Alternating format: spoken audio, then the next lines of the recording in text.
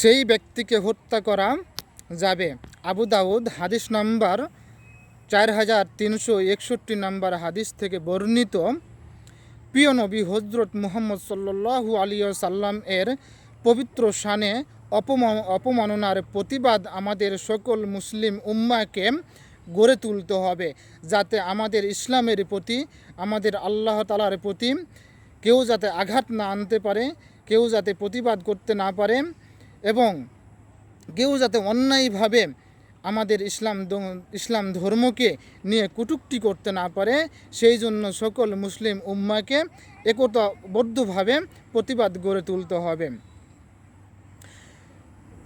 সকল বিষয়ের প্রতি আপোষ করা হবে, সকল বিষয়ের প্রতি আপোষ করা হবে, কিন্তু প্রিয় নবী হজরত মুহাম্মদ সাল্লাল্লাহু আলাইহি ওয়াসাল্লামের পবিত্র শানে আঘাত আনলে তার সাথে কোনো আপোষ হবে